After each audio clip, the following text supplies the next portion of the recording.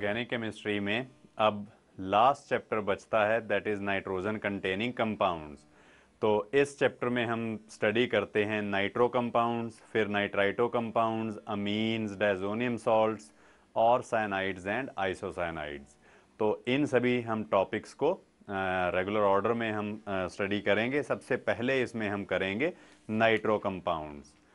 तो आप लिख सकते हो नाइट्रो कंपाउंड्स। नाइट्रो कंपाउंड्स होते हैं जिनमें नाइट्रो ग्रुप होता है, यानी कि NO2 ग्रुप होता है, और इन्हीं के ही जो डिफरेंट आइसोमर्स होते हैं, ये फंक्शनल आइसोमर्स भी कहाएंगे ये नाइट्राइटो कंपाउंड्स। ये वाला जो फंक्शनल ग्रुप है ONO ग्रुप, जब NO2 ग्रुप जो है वो ऑक्सीजन के थ्रू जुड़ा हो कार्बन कार्बन चेन के साथ, तो इनको हम नाइट्राइटो एल्केन्स भी बोल देते हैं।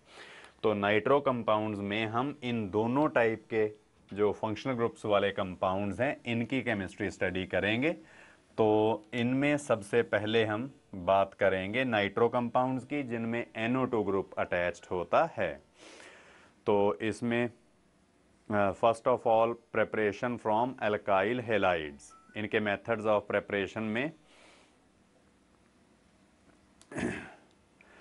प्रेपरेशन फ्रॉम एल्काइल हेलाइड्स और हेलोएल्केन्स। फर्स्ट मेथड आएगा इनके मेथड्स ऑफ प्रेपरेशन में प्रेपरेशन फ्रॉम हेलोएल्केन्स। तो हेलोएल्केन्स में आप लोगों ने ये पहले भी स्टडी किया है हेलोएल्केन्स की केमिकल प्रॉपर्टीज़ में, कि किस तरह से हम नाइट्रोएल्केन्स जो हैं वो बना सकते हैं। तो सबसे पहला मेथड हम लिख सकते हैं preparation from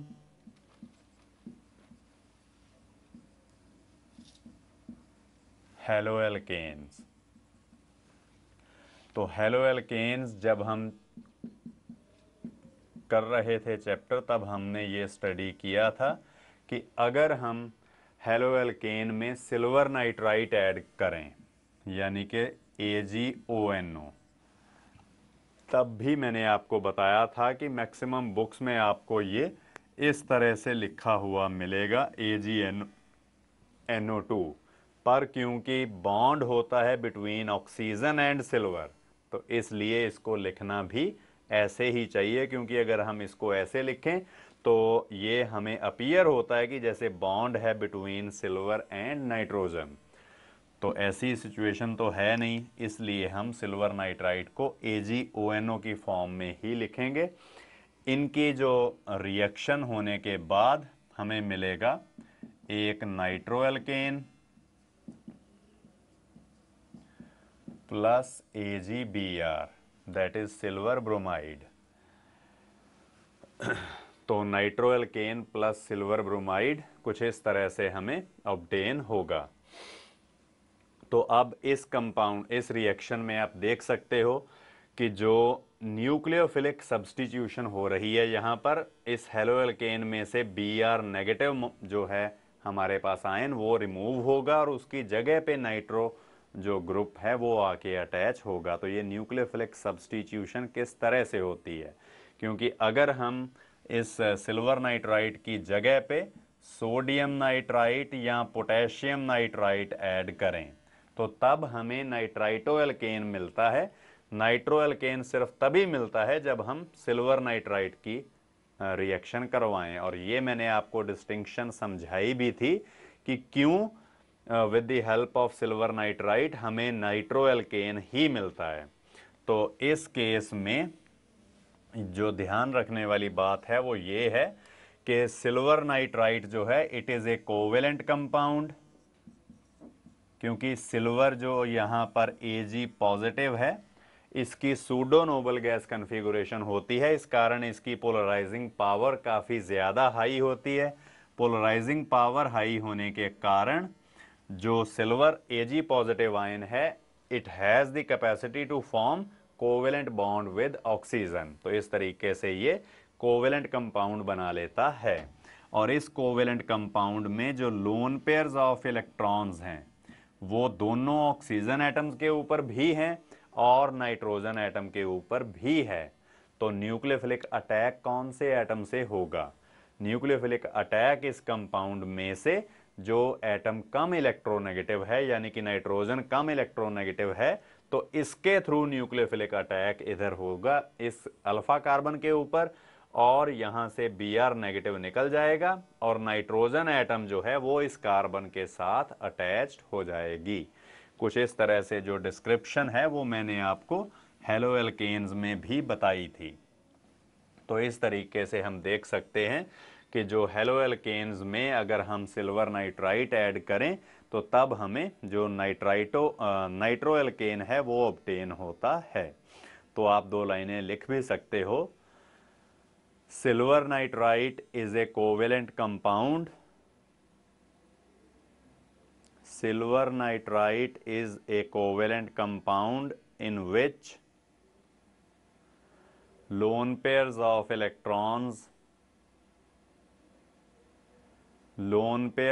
electrons are present over both the oxygen atoms and the nitrogen atom. Both the oxygen atoms and the nitrogen atom. Full stop. However, the nucleophilic attack occurs predominantly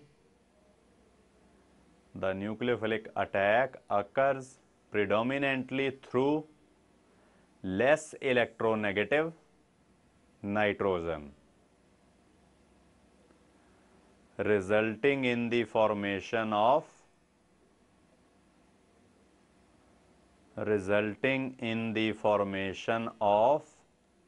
a carbon nitrogen bond. इस तरह से लिख सकते हो, carbon nitrogen bond और नाइट्रोएल्केन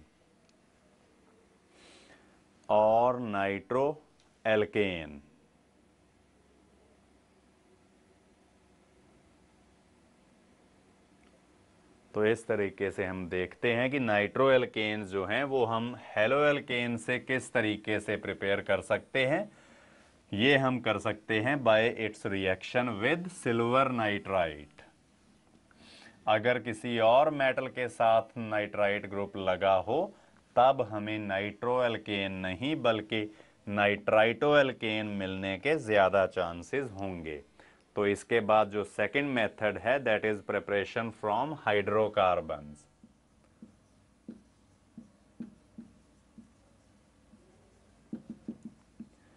Preparation from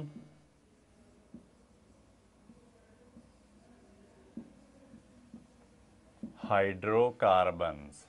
hydrocarbons में alkanes आते हैं सबसे पहले। तो एल्केन्स की अगर नाइट्रेशन करनी हो तो ये बहुत डिफिकल्ट होती है, क्योंकि एल्केन्स को हम पैराफिन्स भी बोलते हैं because they have little affinity for other reagents. तो ये इतनी इजीली रिएक्ट ही नहीं करते।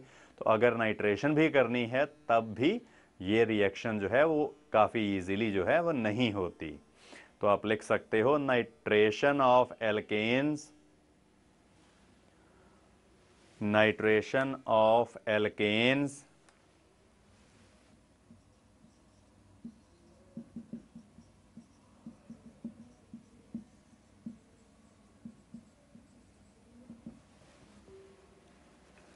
is usually carried out with fuming nitric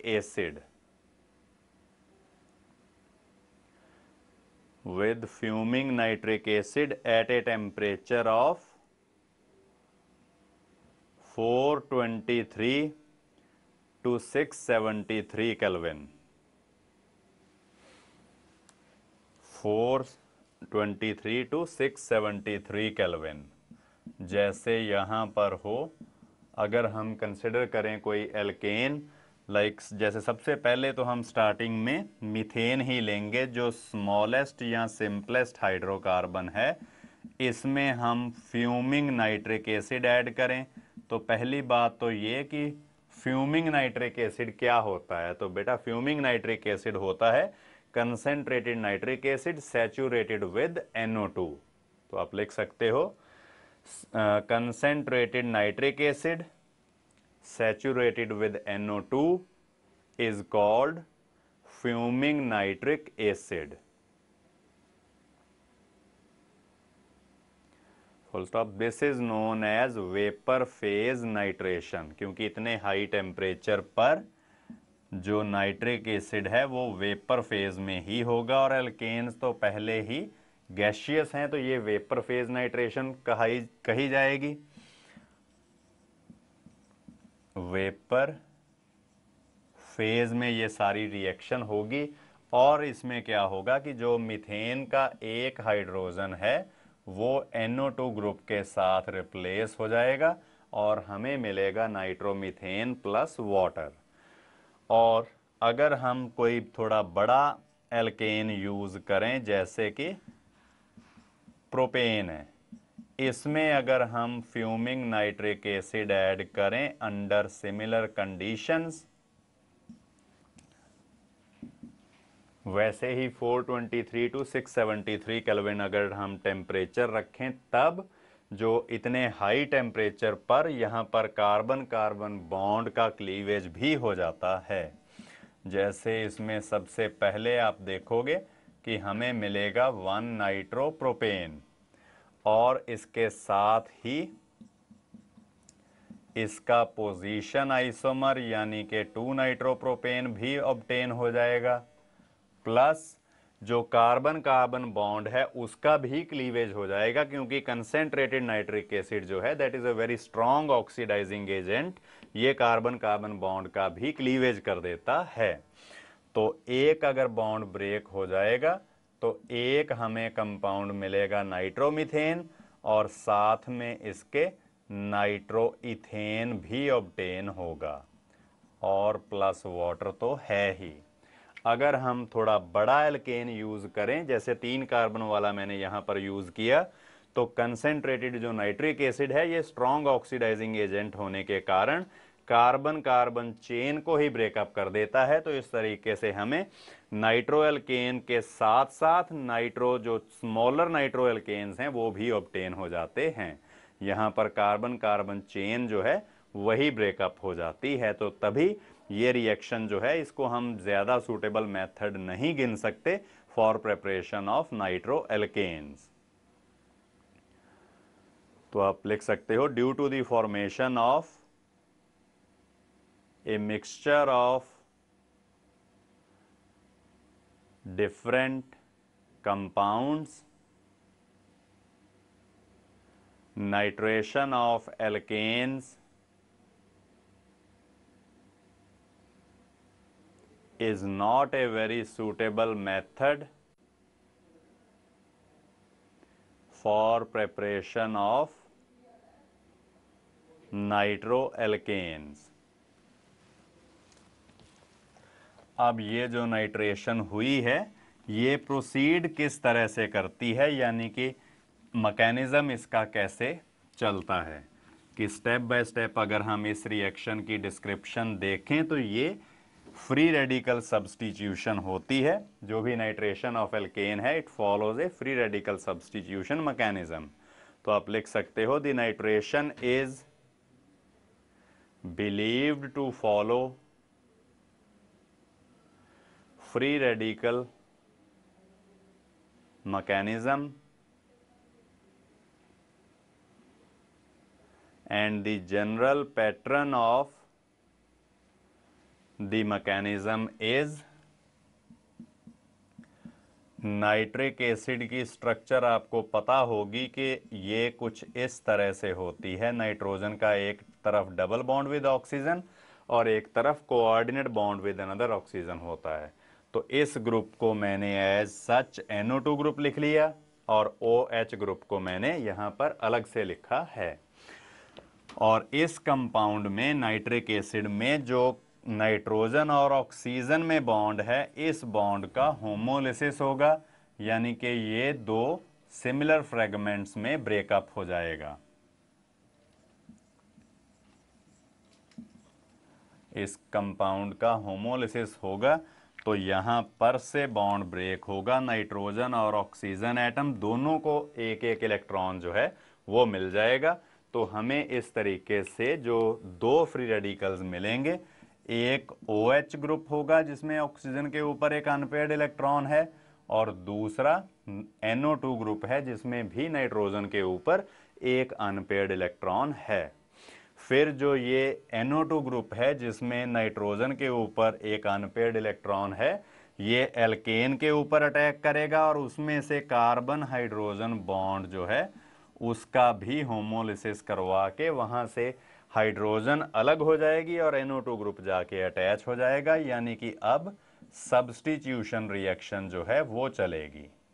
तो इस तरीके से ये स्टेप चलेगा। अब पहले स्टेप में हमें OH मिला ग्रुप और यहाँ पर H मिला, तो ये दोनों फिर आपस में ही कंबाइन होकर बना देंगे वाटर, न्यूट्रल वाटर इस तरीके से साथ में ऑब्टेन होगा। तो ये रिएक्शन जो है कुछ इस तरीके से प्रोसीड करती है। और जैसे मैंने आपको बता चुका हूं कि वेपर फेज नाइट्रेशन हम करते हैं एट वेरी हाई टेम्परेचर, तो उतने हाई टेम्परेचर पर जो कंसेंट्रेटेड नाइट्रिक एसिड है वो कार्बन कार्बन चेन को ही ब्रेकअप कर देता है, तो इसीलिए ही ये मेथड कोई इतना सूटेबल नहीं है।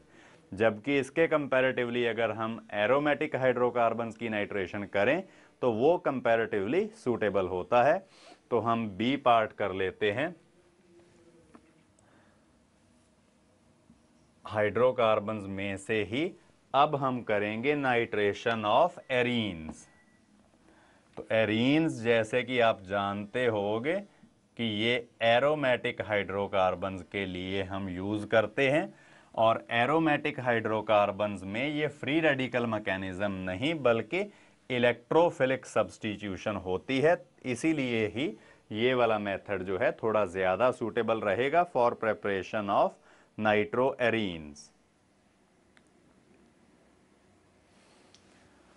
तो नाइट्रो एरीन्स की जो प्रेपरेशन है वो किस तरह से होगी, सिंपल वे में ये वाली रिएक्शन भी आप लोग पहले स्टडी कर चुके हो, एरीन्स की केमिकल प्रॉपर्टीज में, फिर हेलो एरीन्स में, फिर फिनोल्स में, फिर उसके बाद जो एल्डिहाइड कीटोन्स किए थे तब भी, कि हमने जब भी कभी भी बेंजीन रिंग का कोई हाइड्रोजन रिप्लेस करके NO2 ग्रुप लगाना हो तो ये हमेशा इलेक्ट्रोफिलिक सब्स्टिट्यूशन रिएक्शन होती है।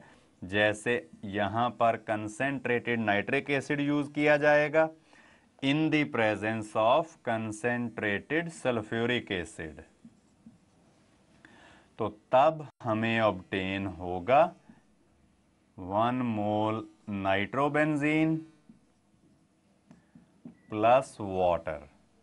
अब ये इलेक्ट्रोफिलिक सब्स्टिट्यूशन रिएक्शन जो है किस तरह से प्रोसीड करती है ये हमें यहां पर देखना होगा। तो आप समझ सकते हो कि जो सल्फ्यूरिक एसिड है ये काफी स्ट्रॉन्ग एसिड होने के कारण लगभग 100% आयोनाइज हो जाता है लाइक दिस। तो जो H2SO4 से H पॉजिटिव आया वो फिर नाइट्रिक एसिड में किसी लोन पेयर वाले एटम के ऊपर अटैक करेगा, तो लोन पेयर यहां पर तीनों ऑक्सीजन एटम्स के ऊपर प्रेजेंट हैं, पर जो H पॉजिटिव आयन है उसका अटैक होगा predominantly over the oxygen of the OH group. ये OH ग्रुप वाले ऑक्सीजन के ऊपर ही अटैक करता है, दूसरे ऑक्सीजन एटम्स के ऊपर अटैक नहीं करेगा। क्यों? क्योंकि H पॉजिटिव क्या है, इलेक्ट्रोफाइल है, पॉजिटिव आयन है, तो ये तो नेगेटिव सेंटर की तरफ ही अटैक करेगा। तो किस ऑक्सीजन के ऊपर इलेक्ट्रॉन डेंसिटी सबसे ज्यादा है? तो बेटा जी इधर तो आप देख सकते हो कि n पाई कंजुगेशन के कारण रेजोनेंस होगी। इस नाइट्रोजन का दोनों ऑक्सीजन के साथ पार्शियल डबल बॉन्ड कैरेक्टर होगा, यानी कि जो लोन पेयर्स हैं वो थोड़े बहुत कंजुगेशन में इन्वॉल्व होंगे। जबकि इस तरफ जो OH ग्रुप वाला ऑक्सीजन है ये एक तरफ तो सिंगल बॉन्ड से नाइट्रोजन के साथ अटैच्ड है और दूसरी तरफ एक हाइड्रोजन एटम के साथ अटैच्ड है, और हाइड्रोजन एटम की इलेक्ट्रोनेगेटिविटी तो बहुत कम होती है, इसलिए ऑक्सीजन हाइड्रोजन से काफी ज्यादा इलेक्ट्रॉन डेंसिटी को अपनी तरफ खींच लेगा ऑक्सीजन के ऊपर यहां पर पार्शियल नेगेटिव चार्ज काफी ज्यादा होगा, तो तभी जो प्रोटोनेशन होनी है यानी कि एडिशन ऑफ प्रोटॉन होनी है वो होती है सिर्फ OH ग्रुप वाली ऑक्सीजन के ऊपर। तो बेटा जी यहां पर ये बॉन्ड बनने से पहले lone pair was exclusively over oxygen. जब बॉन्ड बना तो एक इलेक्ट्रॉन तो हाइड्रोजन के हिस्से में चला जाता है, तो था वो इलेक्ट्रॉन ऑक्सीजन का, तो इस तरह से ऑक्सीजन एटम जो है उसका एक इलेक्ट्रॉन का लॉस होगा।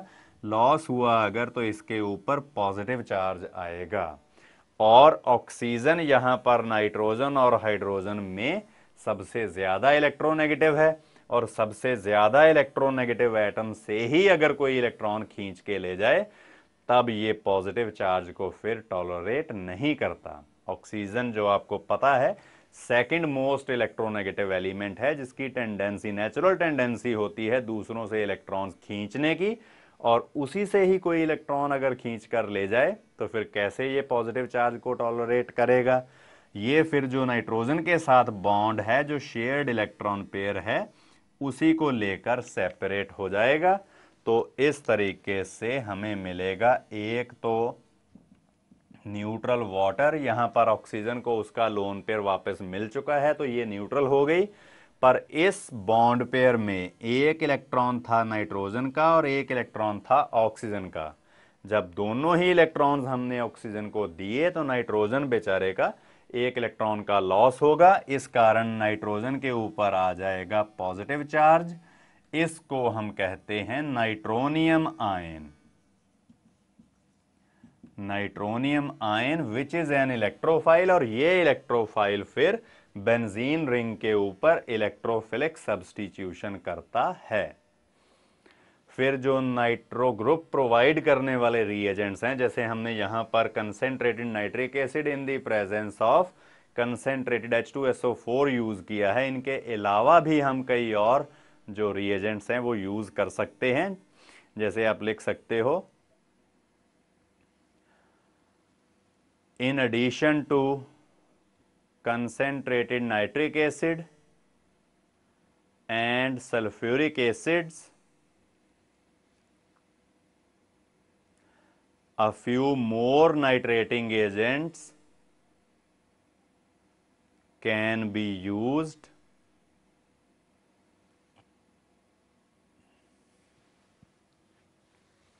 a few more nitrating agents can be used like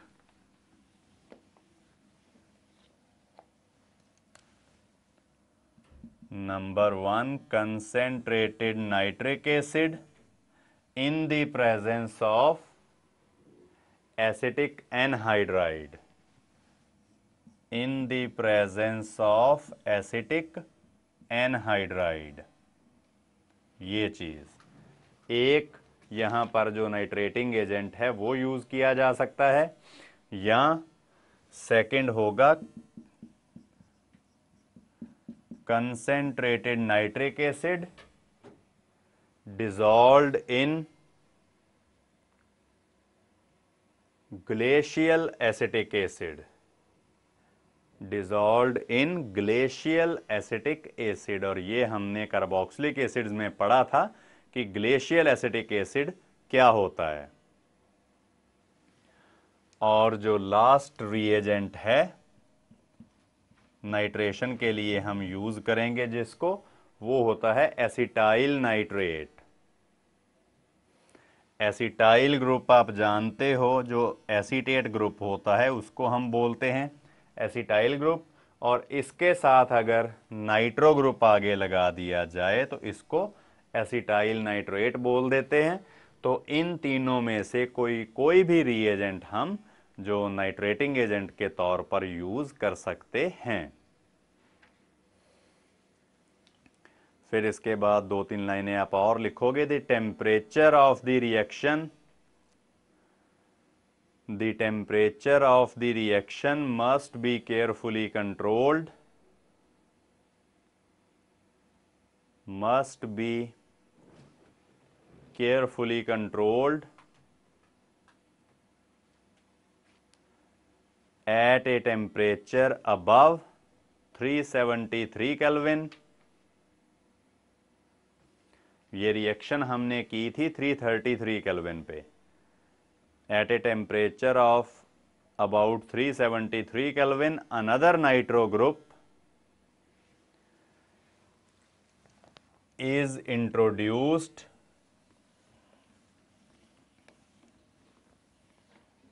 another nitro group is introduced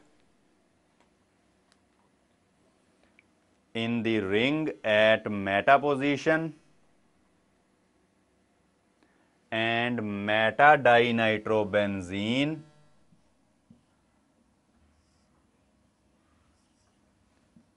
gets formed। अगर हम नाइट्रोबेंजीन में फर्दर इसका कांटेक्ट रखें with the nitrating mixture that is concentrated nitric acid in the presence of concentrated sulphuric acid और temperature हम increase कर दें up to 373 kelvin, तब एक और नाइट्रो ग्रुप जाके बेंजीन रिंग पे अटैच हो जाएगा। और आप लोग जानते हो कि बेंजीन रिंग के ऊपर अगर नाइट्रो ग्रुप लगा हो तब ये मेटा डायरेक्टिंग ग्रुप होता है, इसलिए अब जो नाइट्रो ग्रुप लगेगा वो मेटा पोजीशन पर ही लगेगा जाके।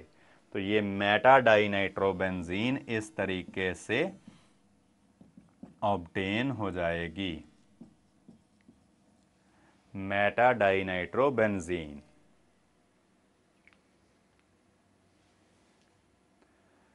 फिर इसके बाद इस रिएक्शन में और क्या जो स्पेशल चीज़ें हैं याद रखने वाली, वो आप लिख सकते हो कि it is not possible to introduce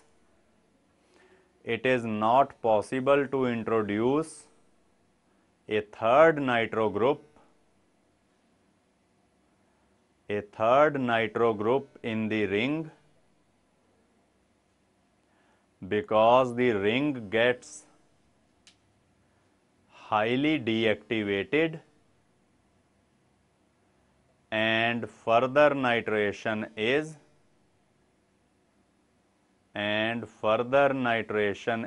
not possible।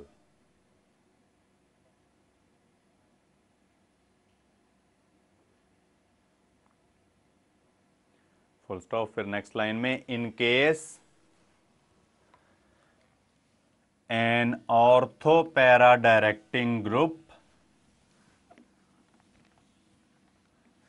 like alkyl groups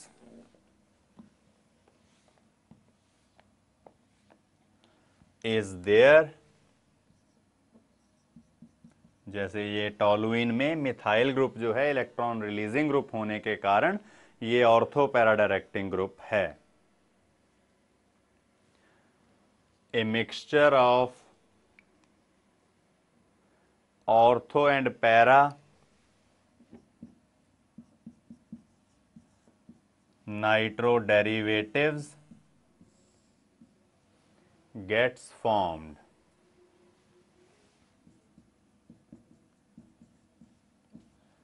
यहां पर हम यूज करेंगे एसिटिक एनहाइड्राइड भी साथ में, तो अब इधर नाइट्रो ग्रुप जो है वो एक अटैच होगा। तो मिथाइल ग्रुप क्योंकि इलेक्ट्रॉन रिलीजिंग ग्रुप है यानी कि ऑर्थो पैरा डायरेक्टिंग ग्रुप है, तो इस तरीके से या ऑर्थो पोजीशन पे नाइट्रो ग्रुप जाके अटैच हो जाएगा या फिर पैरा पोजीशन पर नाइट्रो ग्रुप जो है वो अटैच हो जाएगा। तो इस तरीके से हमें इन दोनों जो ऑर्थो पैरा डेरिवेटिव्स हैं उनका मिक्सचर ऑब्टेन होगा।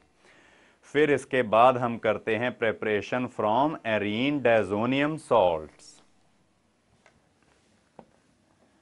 थर्ड मेथड है preparation from aromatic diazonium salts.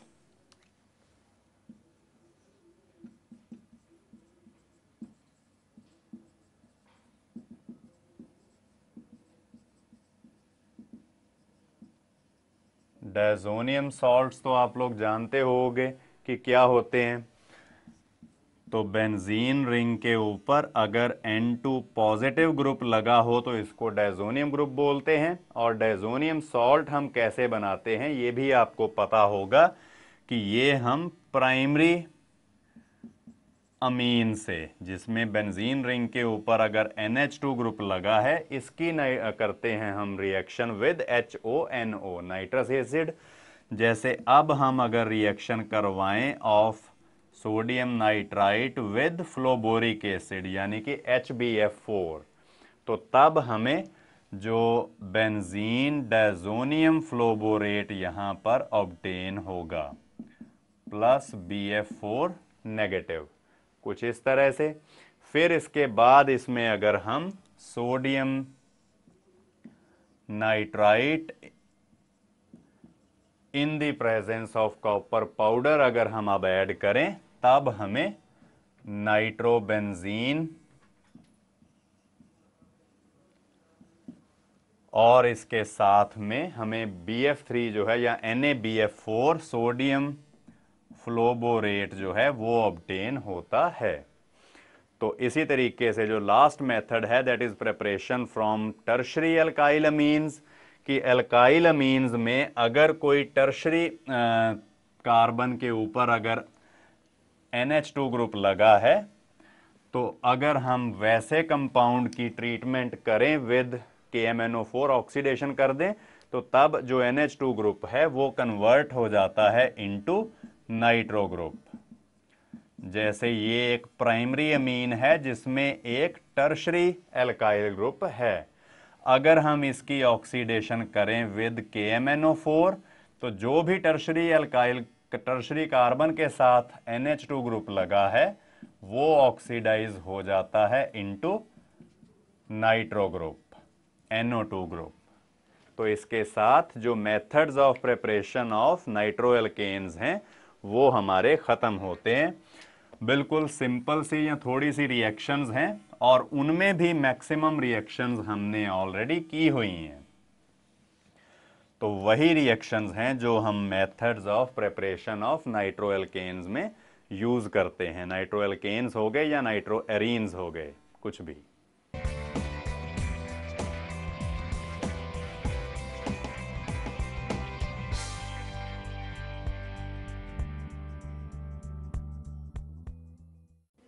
तो methods of preparation of nitro alkanes के बाद और नाइट्रो एरीन्स के बाद भी हम उनकी फिजिकल प्रॉपर्टीज देखेंगे।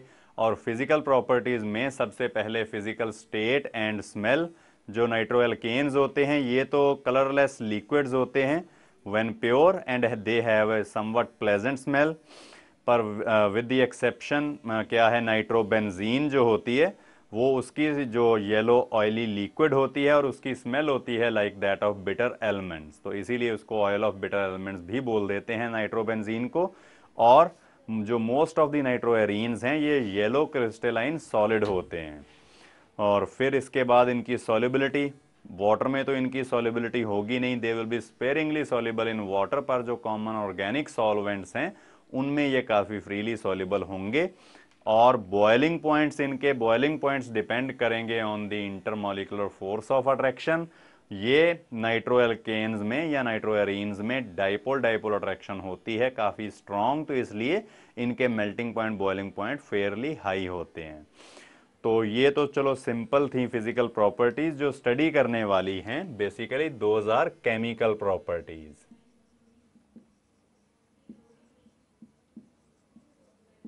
तो केमिकल प्रॉपर्टीज ऑफ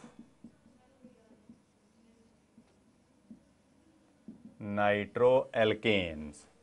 अब chemical properties of nitro alkanes कह लें हम या नाइट्रो कंपाउंड्स कह लेते हैं, क्योंकि नाइट्रो एल्केन्स के अलावा हम नाइट्रो एरीन्स भी तो कर रहे हैं, वो भी प्रिपेयर किए हैं अभी। तो chemical properties of nitro compounds, इसमें सबसे पहले हम रिडक्शन रिएक्शंस करेंगे। रिडक्शन ऑफ नाइट्रो कंपाउंड्स कि इनकी हम रिडक्शन किस तरह से करेंगे, और नाइट्रो कंपाउंड्स की रिडक्शन ही ज़्यादा समझने वाली होती है, क्योंकि इनकी रिडक्शन करके हम कई तरह के जो कंपाउंड्स हैं और बना सकते हैं। जैसे आप देखोगे, अभी आप लिख भी सकते हो पहले कि रिडक्शन ऑफ नाइट्रो एल्केन्स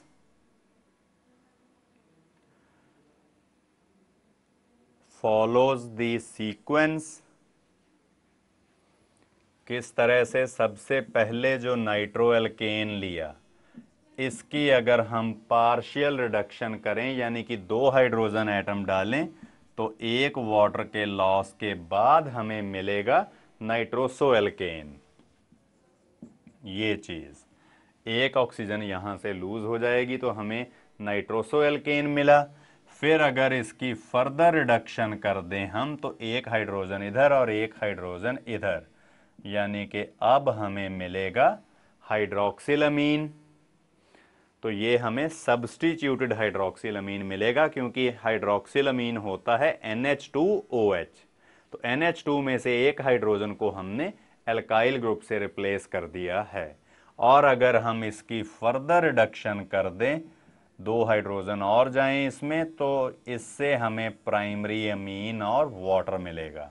तो इस तरह से आप देख सकते हो कि नाइट्रो एल्केन्स की अगर रिडक्शन की जाए तो नाइट्रोसो अमीन्स भी मिल जाते हैं, सब्स्टिट्यूटेड हाइड्रोक्सिल अमीन्स भी ऑब्टेन होते हैं, और प्राइमरी अमीन्स तो हमें मिलते ही हैं।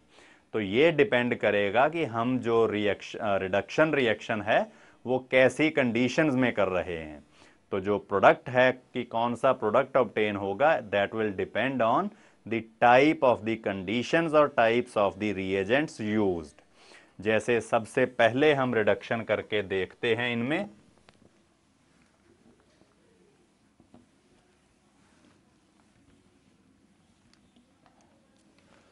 जो मैंने आपको अभी रिडक्शन रिएक्शंस बताई हैं, इसमें सबसे पहले हम करेंगे कैटालिटिक रिडक्शन। फर्स्ट टाइप की रिडक्शन है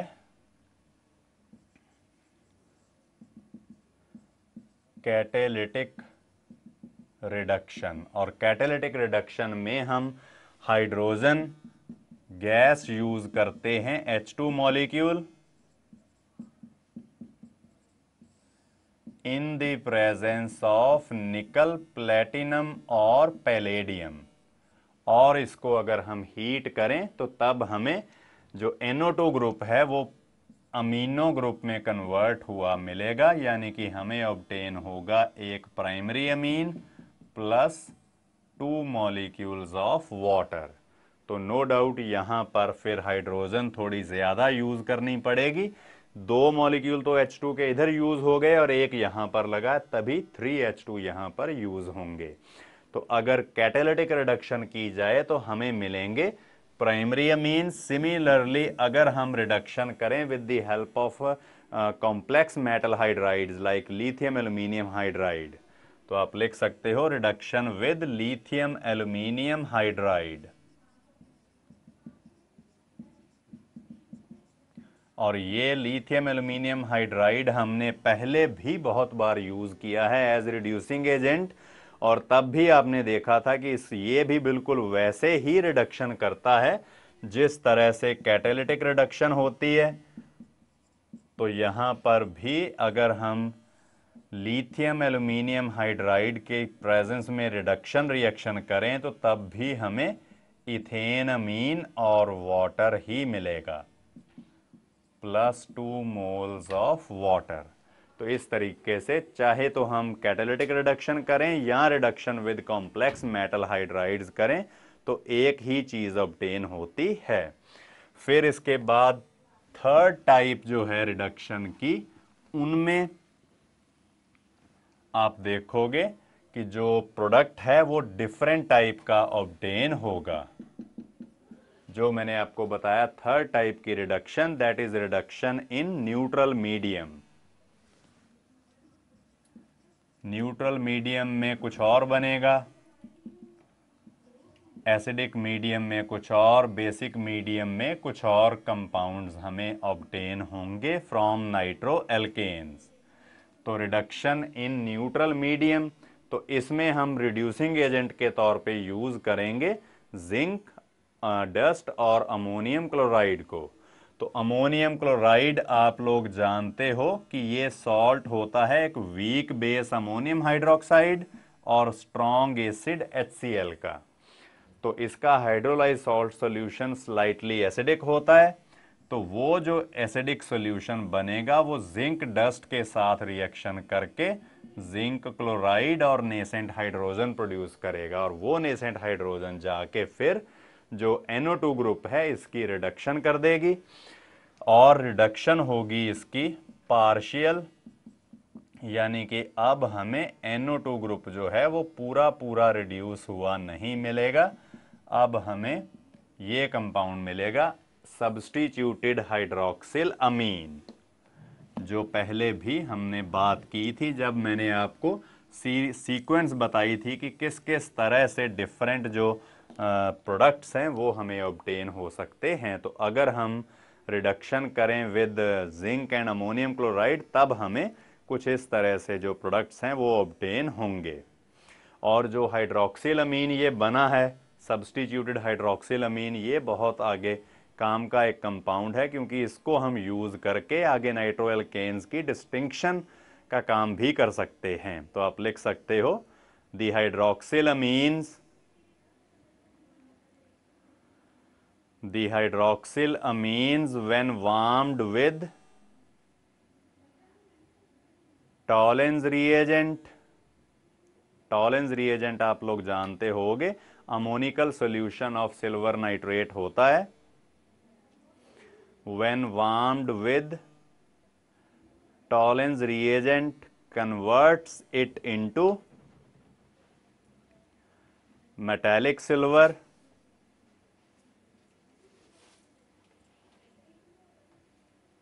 full stop. This reaction is used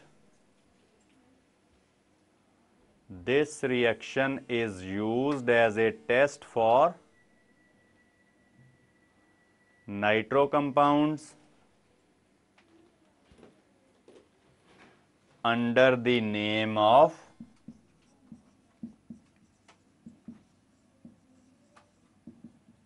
Baker-Mulliken test. क्योंकि नाइट्रो ग्रुप्स की अगर हम नाइट्रो एल्केन्स की अगर हम इस तरह से पार्शियल रिडक्शन करके इसको टॉलेंस रिएजेंट के साथ ट्रीट करें तो सिल्वर मिरर ऑब्टेन हो जाएगा।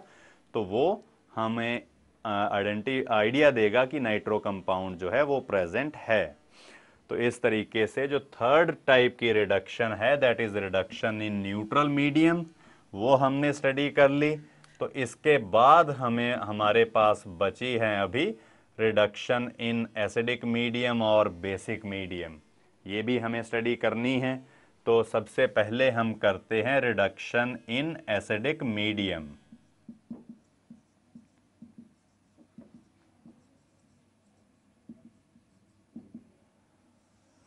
Reduction in acidic medium. अब एसिडिक मीडियम में हम कैसे रिडक्शन करेंगे? हम कोई भी मेटल यूज कर सकते हैं लाइक जिंक और टिन और आयरन। इनको हम किसी एसिड की प्रेजेंस में यूज करेंगे लाइक HCl। तो एसिड और ये मेटल जो हैं ये रिएक्शन करके बनाती हैं नेसेंट हाइड्रोजन, और वो नेसेंट हाइड्रोजन फिर जो नाइट्रो ग्रुप है उसकी रिडक्शन कर देती है और उसको कन्वर्ट कर देगी इनटू प्राइमरी अमीन। तो यहां पर हमें मेटल एंड HCl ये यूज करना है। मेटल कौन सी है? इट कैन बी टिन और जिंक और आयरन, कुछ कोई भी मेटल हो सकती है। तो यहां पर फिर रिडक्शन रिएक्शन होकर हमें ऑब्टेन हो जाएगा 1 mole primary amine plus 2 moles of water. तो एसिडिक मीडियम में अगर हम रिडक्शन करें नाइट्रो कंपाउंड्स की तो इस तरीके से प्रोसीड होगी। तो ये अभी तक हमने रिडक्शन की है सिर्फ नाइट्रो एल्केन्स की। तो इसके बाद हम करते हैं रिडक्शन ऑफ नाइट्रो एरीन्स, हैं तो वो भी नाइट्रो कंपाउंड्स ही। तो उनकी रिडक्शन रिएक्शंस थोड़ी डिफरेंट वेज में होगी और डिफरेंट टाइप्स के प्रोडक्ट्स भी ऑब्टेन होंगे हमें।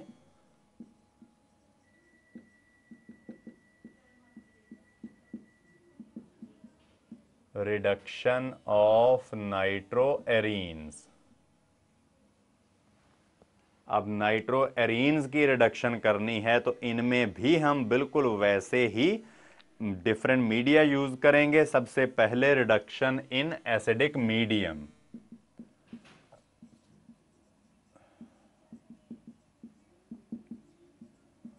रिडक्शन इन एसिडिक मीडियम, तो एसिडिक मीडियम में भी नेसेंट हाइड्रोजन जो है वो प्रोड्यूस होगी और वही नेसेंट हाइड्रोजन जो है वो रिडक्शन करके नाइट्रो कंपाउंड को एनिलीन में कन्वर्ट कर देगी। जैसे हमने अभी मेटल की रिडक्शन करने के लिए मेटल को इन the presence of acid use किया था, तो किस तरह से नेसेंट हाइड्रोजन प्रोड्यूस होती है ये भी देखा था।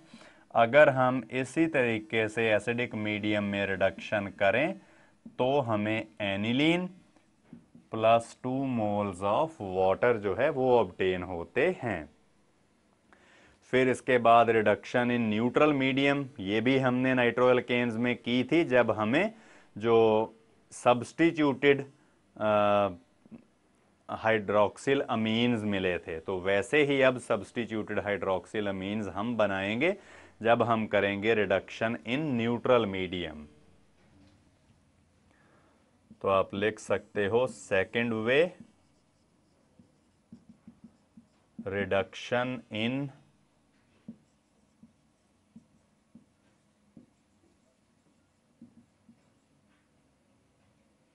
Neutral medium.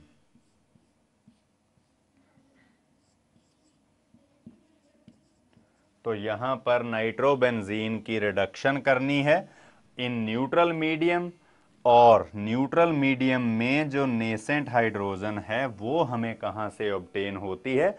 That comes from the action of zinc with ammonium chloride. ये मैंने आपको बताया था कि अमोनियम क्लोराइड जो है it is a salt of weak base ammonium hydroxide with a strong acid HCl। तो इसका हाइड्रोलाइज सॉल्ट सोल्यूशन एसिडिक होता है जो फिर जिंक के साथ रिएक्शन करके नेसेंट हाइड्रोजन प्रोड्यूस करता है। वो नेसेंट हाइड्रोजन फिर जो NO2 ग्रुप है इसको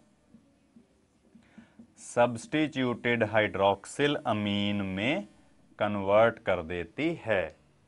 तो इस तरीके से हमारे पास फिनाइल हाइड्रोक्सिल अमीन जो है वो ऑब्टेन हो जाएगा। तो इसके बाद हम करते हैं reduction in alkaline medium.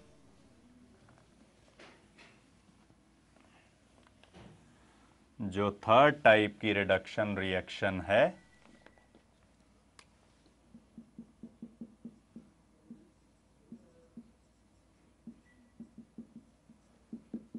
Reduction in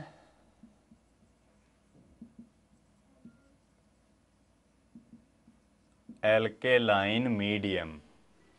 अब एल्केलाइन मीडियम में अगर हम डिफरेंट रिएजेंट्स यूज करेंगे तो हमें डिफरेंट टाइप्स के प्रोडक्ट्स ही ऑब्टेन होंगे। इसलिए आप एक स्टेटमेंट पहले भी लिख सकते हो,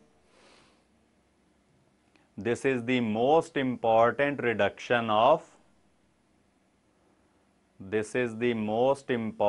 reduction of nitrobenzene and the type of product formed depends upon the nature of the medium. Depends upon the nature of the medium.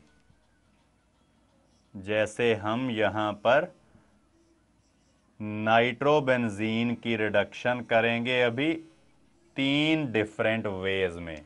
जैसे सबसे पहले हम सोडियम आर्सेनाइड यूज करेंगे Na3ASO3।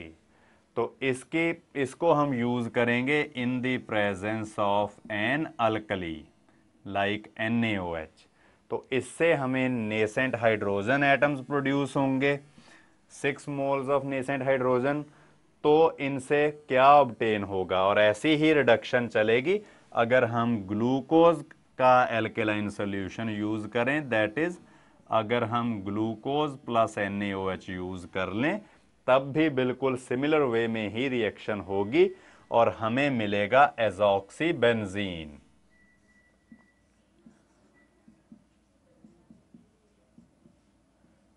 कि इसमें दो बेंजीन रिंग इस डाईएजो ग्रुप के थ्रू एक दूसरे के साथ अटैच हो जाएंगी और इधर एक कोऑर्डिनेट बॉन्ड विद ऑक्सीजन होगा।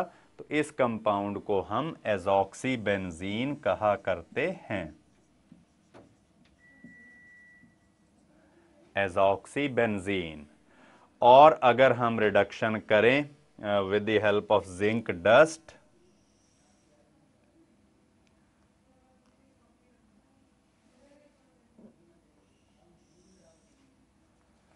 जो अब रिएक्टेंट्स चाहिए हैं वो मैं डिफरेंट कलर के मार्कर से लिख लेता हूं ताकि आपको क्लियर रहे। यहां पर हम यूज करेंगे जिंक का alkaline solution in methanol, zinc और NaOH इन मीथेनॉल। तो अगर हम ये वाले रिएजेंट यूज करें तो यहां पर से 8 moles of nascent hydrogen use होंगी और अब हमें जो सिंपल एजोबेंजीन है वो ऑब्टेन होगी। अब जो वो नाइट्रोजन के ऊपर एक ऑक्सीजन लगाई थी with the help of coordinate bond, वो नहीं होगी।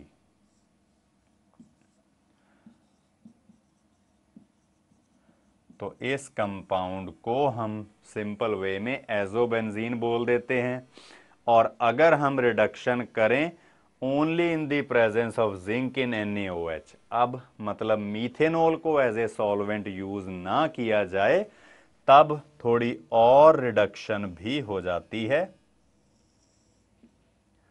यानी कि अगर हम सिर्फ जिंक और NaOH यूज करें तो इस केस में हमारे पास हाइड्रा एजोबेंजीन जो है वो ऑब्टेन हो जाएगी। तो ध्यान से आप लोग देखो, इन दोनों कंपाउंड्स में जो डिफरेंस होगा वो क्या डिफरेंस है? वो डिफरेंस होगा कि जो दो नाइट्रोजन एटम्स में बॉन्ड था, डबल बॉन्ड था, अब वो सिंगल बॉन्ड में कन्वर्ट हो चुका है। तो इसको हाइड्रा एजोबेंजीन भी बोल देते हैं।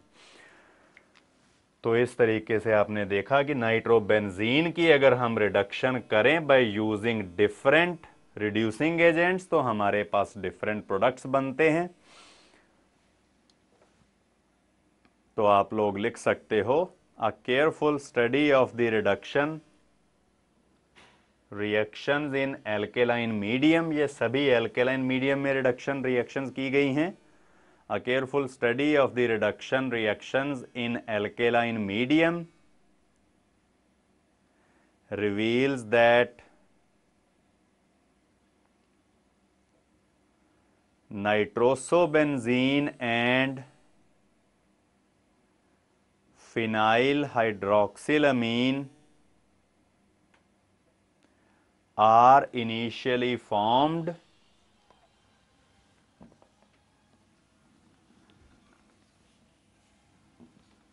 which get combined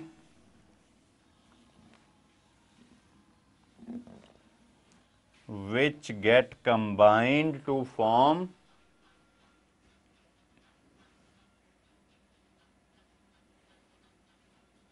एजॉक्सीबेंजीन। कि पहले हमें ऑब्टेन होगा नाइट्रो ग्रुप की रिडक्शन होकर इसकी कन्वर्जन हो जाएगी इनटू NO ग्रुप यानी कि नाइट्रोसिल ग्रुप, और साथ में दूसरे कंपाउंड में रिडक्शन होकर हमें NHOH ग्रुप मिल जाएगा यानी कि फिनाइल हाइड्रोक्सिल अमीन। ये दोनों एक दूसरे के साथ कंबाइन होकर बनाते हैं एजॉक्सीबेंजीन। तो एजॉक्सीबेंजीन में आप लोग देखते हो कि एक नाइट्रोजन के ऊपर कोऑर्डिनेट बॉन्ड से ऑक्सीजन लगी होती है। तो ये बने एजॉक्सीबेंजीन। फिर इसकी अगर हम रिडक्शन करें by using 2 moles of nascent hydrogen तब हमें मिल जाएगी एजोबेंजीन। जो ऑक्सीजन है वो वाटर की फॉर्म में यहां पर से रिलीज हो जाएगी और हमें मिलेगी एजोबेंजीन। अब अगर इसकी फर्दर रिडक्शन करें तब हमें जो डबल बॉन्ड है दिखाई दे रहा दो नाइट्रोजन एटम्स के बीच में, वो NH ग्रुप्स में कन्वर्ट हुआ मिलेगा।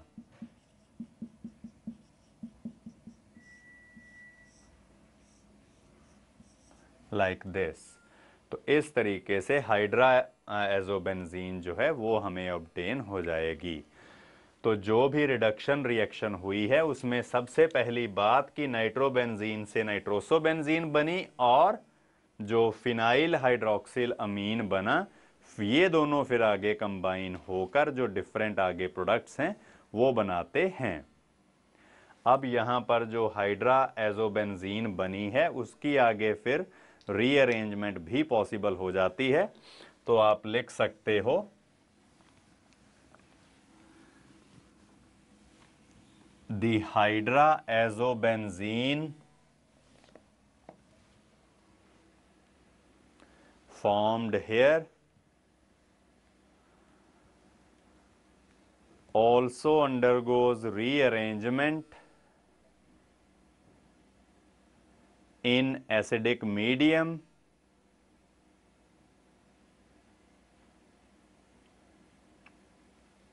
to form benzidine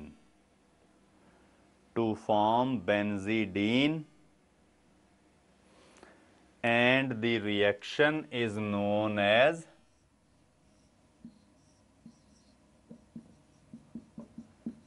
benzidine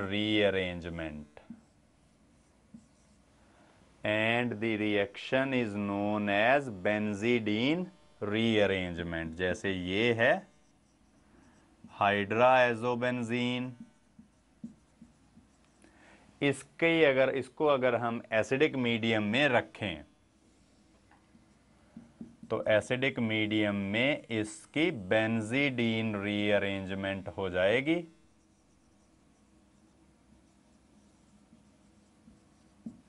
benzidine rearrangement होने से जो NH ग्रुप्स हैं ये बाहर की तरफ आ जाएंगे और जो दोनों बेंजीन रिंग्स हैं ये एक दूसरे के साथ अटैच हो जाएंगी। तो जो प्रोडक्ट है वो कुछ इस तरह से अपीयर होगा। इधर भी NH2 और इधर भी NH2 ग्रुप होगा। तो इस कंपाउंड को हम कहते हैं बेंजीडीन। तो मतलब जो हाइड्राएजोबेंजीन हमें ऑब्टेन हुई थी अभी, उसको अगर हम एसिडिक मीडियम में रखें तो बेंजीडीन रीअरेंजमेंट होकर हमें बेंजीडीन ऑब्टेन होती है एज द प्रोडक्ट। और फिर इन्हीं रिडक्शन रिएक्शंस को ही आगे प्रोसीड करते हैं हम। तो इसके बाद जो नेक्स्ट टाइप की रिडक्शन आती है दैट इज इलेक्ट्रोलिटिक रिडक्शन। ये फोर्थ टाइप की रिडक्शन होगी।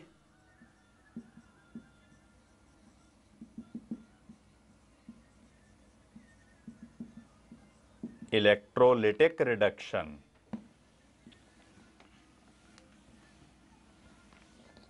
तो इलेक्ट्रोलिटिक रिडक्शन जो है ये हम करेंगे डिफरेंट मीडिया में अगर, तो हमें डिफरेंट प्रोडक्ट्स ऑब्टेन होंगे। जैसे वीकली एसिडिक मीडियम में अगर हम करें तब हमें एनिलीन मिलती है, और अगर हम स्ट्रांगली एसिडिक मीडियम में करें तब हमें पहले तो फिनाइल हाइड्रोक्सिल अमीन मिलता है जो आगे रीअरेंज हो जाता है इनटू पैराअमीनोफिनोल।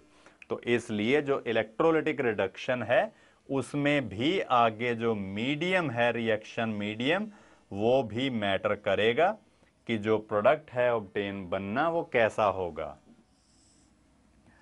जैसे यहां पर अगर हम करें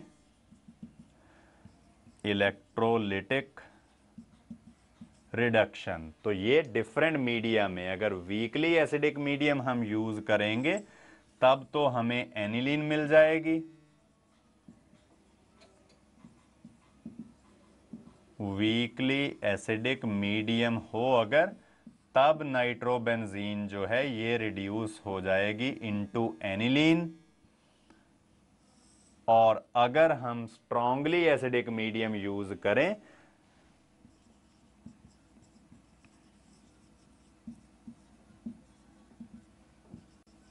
स्ट्रांगली एसिडिक मीडियम, तब हमें फिनाइल हाइड्रोक्सिलमीन जो है वो ऑब्टेन होता है। पहले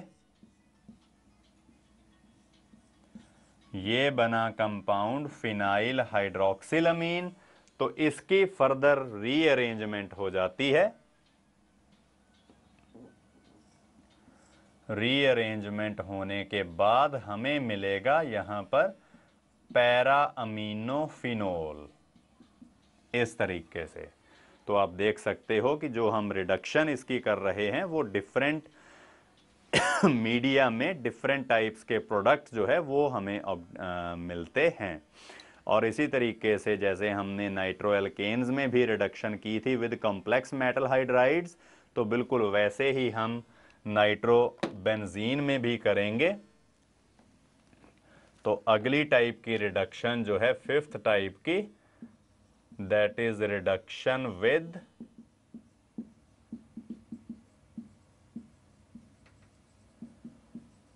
कॉम्प्लेक्स मेटल हाइड्राइड। जैसे लिथियम एल्यूमिनियम हाइड्राइड वगैरह हम यूज करते हैं, वैसे इसकी रिडक्शन करनी है नाइट्रोबेंजीन की। तो तब देखेंगे हम कि क्या बनेगा। और ये आपने पहले भी नाइट्रोएल्केन्स में भी देखा था कि अगर हम कॉम्प्लेक्स ये यूज करें तब हमें जो एजॉक्सी ग्रुप है, एजो ग्रुप है, वो ऑब्टेन होता था। तो यहां पर भी हमें जो एजोबेंजीन है वो ऑब्टेन होगी, जिसमें दो नाइट्रो ग्रुप्स जो हैं वो एक दूसरे के साथ ही कंबाइन कर जाएंगे। तो यहां पर दो नाइट्रोबेंजीन मॉलिक्यूल्स जो हैं ये कंबाइन होकर जब हम लिथियम एल्यूमिनियम हाइड्राइड से इसकी रिडक्शन करते हैं तो हमें एजोबेंजीन जो है वो ऑब्टेन होती है पहले।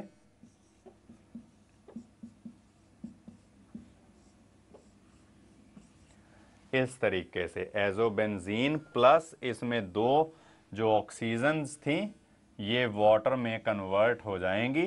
तो यहाँ पर हमें जो वाटर है वो ऑब्टेन होंगे उसके 4 moles of water plus azobenzene हमें ऑब्टेन होगी। और जो थोड़ी सी सोचने वाली या सबसे इंपॉर्टेंट रिडक्शन है दैट इज सिलेक्टिव रिडक्शन।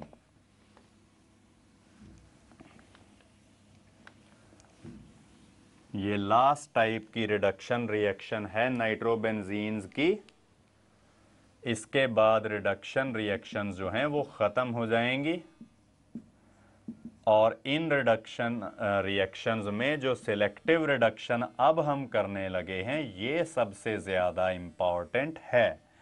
तो सिलेक्टिव रिडक्शन हम किस तरह से करेंगे कि अगर एक से ज़्यादा नाइट्रो कंपाउंड्स नाइट्रो ग्रुप्स जो हों वो हों कंपाउंड में और हमने उनमें से किसी एक नाइट्रो ग्रुप की रिडक्शन करनी हो without affecting the other nitro group, तो आप लिख सकते हो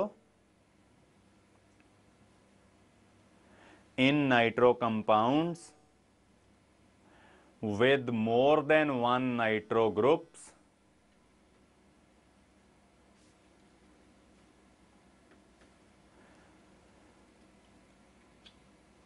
only one of them can be reduced with the help of mild reducing agents like ammonium sulfide or sodium polysulfide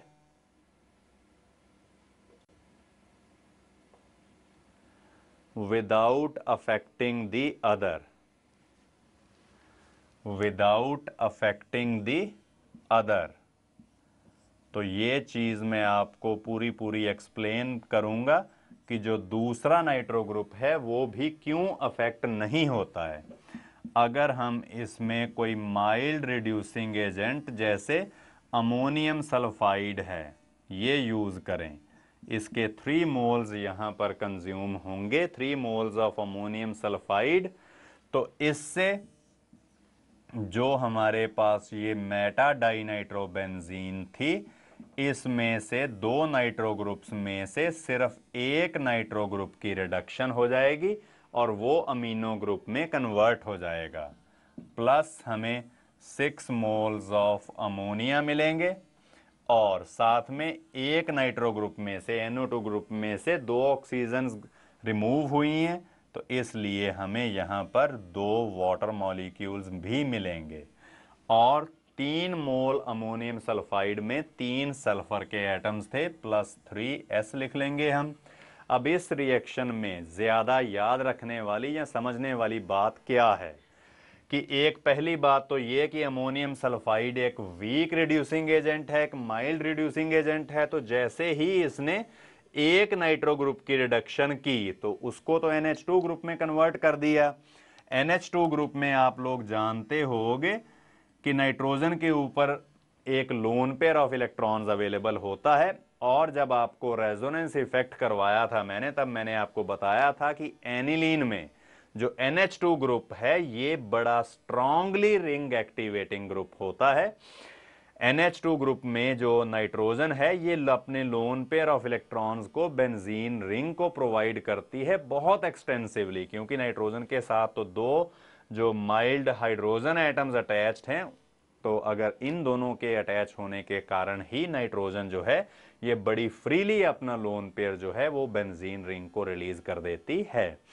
तो 2 नाइट्रो ग्रुप में से जैसे ही एक नाइट्रो ग्रुप की रिडक्शन होगी तो ये बेंजीन रिंग को स्ट्रांगली या हाईली इलेक्ट्रॉन रिच कर देगा, और बेंजीन रिंग अगर इतनी ज्यादा इलेक्ट्रॉन रिच हो गई तो फर्दर गेन ऑफ इलेक्ट्रॉन्स थोड़ा डिफिकल्ट हो जाएगा।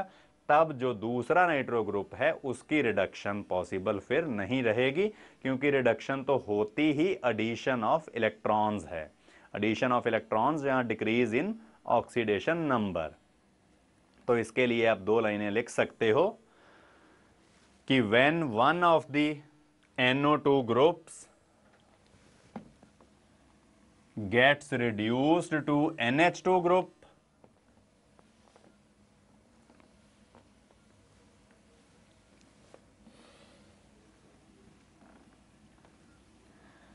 comma the NH2 group makes the benzene ring quite electron rich, makes the benzene ring quite electron rich, thereby making it difficult